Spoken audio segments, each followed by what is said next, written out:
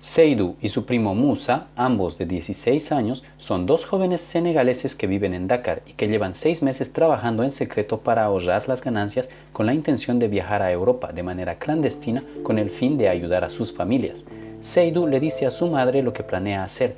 Esta se entristece, lo desaprueba por completo y le advierte de los terribles peligros a los que se enfrentaría. Para calmarla, Seydou le dice que solo estaba bromeando. Seydou ama la música, es su pasión y su intención en Europa es ser músico y sueña con firmar autógrafos para personas blancas. Un día, Seydou demora en llegar a casa y su madre lo regaña porque él no respondía a las llamadas. Seydou y Musa utilizan este suceso como inspiración para componer una canción. Cuando la cantan junto a sus amigos, todos saltan y bailan de alegría en la calle, disfrutando de la vida. Continuando con su plan, visitan a Cisco, un contacto que puede echarles una mano en el viaje, pero este les dice que su idea es pésima, que Europa no es lo que piensan y que vuelvan a casa. Desilusionados, los primos buscan a un chamán en el pueblo. Este les dice que si quieren aprobación de los espíritus para su viaje, pidan autorización a sus ancestros en el cementerio y que vuelvan luego de 3 días a verlo para saber la respuesta. Cuando regresan, este aprueba su viaje. Esa noche, Seydou huye a escondidas de su casa, al igual que Musa. Ambos jóvenes emprenden su viaje. En la frontera entre Senegal y Malí, compran un pasaporte falso maliense y se dirigen hacia Níger. En la frontera entre Mali y Níger, sus pasaportes falsos son detectados y les piden un soborno para continuar. Ya en Ágades, Níger, un hombre los aborda ofreciéndoles un viaje a Trípoli, Libia, por un precio de $400 cada uno. Estos aceptan y en la noche uno de los encargados del viaje les advierte que este será peligroso, que hay mercenarios en el desierto que los pueden atacar y robar su dinero. Les da el consejo de guardar su dinero en el trasero. Musa, preocupado por lo que oye, lo hace sin dudarlo. Al día siguiente, su viaje a través del desierto del Sahara comienza. Viajan en una camioneta que va demasiado rápido. Uno de los hombres a bordo cae y la camioneta no se detiene. Al presenciar esto, las miradas de Seydou y Musa se inundan de miedo. La camioneta llega a un punto donde los tripulantes deben continuar a pie a través del desierto. La caminata se realiza incluso en la noche. En su recorrido observan personas sin vida sobre la arena. Una noche son detenidos por la policía de Libia, quienes los inspeccionan y les quitan todo su dinero. Las personas que no llevan dinero son obligadas a beber un líquido con el fin de que les dé diarrea y expulsen el dinero que llevan guardado en el trasero. El dinero de Musa es descubierto y este es llevado a la cárcel.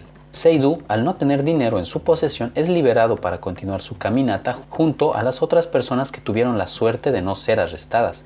Eventualmente llegan a un punto donde les espera un camión que los transporta a Saba, Libia.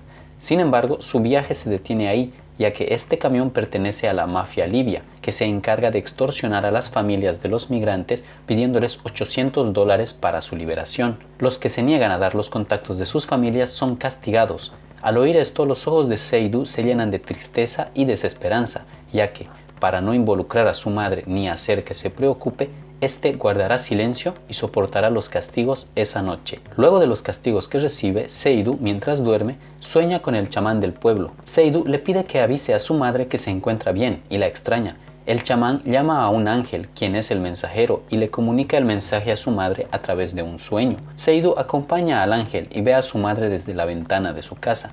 Repentinamente, un sujeto llamado Martín lo despierta porque los mercenarios hacen una encuesta sobre quiénes de entre ellos son carpinteros o albañiles. Martín hace que Seydou levante la mano y ambos salen a una sala donde son vendidos a un sujeto por 1000 dinares libios. El sujeto los pone a trabajar en una residencia grande, los alimenta y les da un lugar para dormir. En los descansos, Seydou y Martín se conocen un poco más y hablan de sus familias.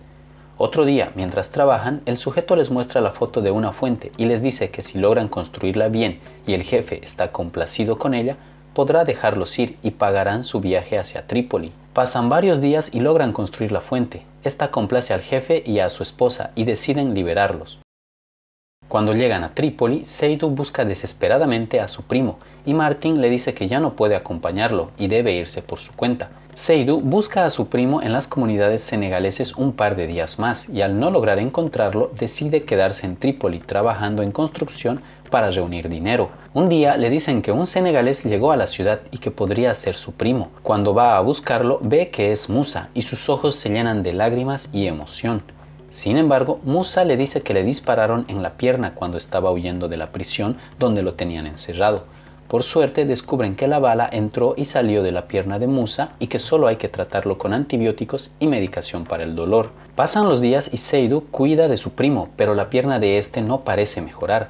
Aparentemente Musa necesita ir al hospital sí o sí, pero Seydu indica que los hospitales no atienden a gente negra. Por ello, la solución que encuentra Seydu es partir a Italia y buscar ayuda allá. Cuando va a hablar con los encargados de organizar los viajes de los migrantes, le dicen que no tiene dinero suficiente para él y su primo. Este insiste y le dicen que él y su primo podrán viajar solo si él acepta conducir el barco. Como Seydu tiene 16 años, si la policía los atrapa no tendrá problemas legales tan graves. Seydu les dice que nunca ha conducido un barco. Estos le dicen que no es muy complicado y le indican cómo hacerlo. El barco parte con el inexperto Seydu, Musa y un grupo bastante grande de inmigrantes. En el camino, una mujer embarazada se descompensa y Seydu tiene miedo de que se lastime si el barco sigue en movimiento. Por ello, se detiene y pide ayuda con el radio del barco. Sin embargo, conforme pasa el tiempo, se da cuenta que ni la Guardia Costera de Italia ni de Malta quiere ayudarlos y con coraje decide retomar su puesto de capitán y promete llegar a su destino sin que nadie muera. Mientras continúa, le informan que hay gente desmayada en la sala de motores del barco. Esto posiblemente debido a que gente sin dinero se fue a ocultar ahí y perdieron la conciencia por la falta de aire. Mientras los sacan, se arma un caos en el barco y muchos empiezan a discutir y pelear entre ellos. Seydu trata de calmarlos y lo logra justo antes de volver a tomar el timón. Mientras avanza, ve tierra a la vista. Se trata de Sicilia, Italia.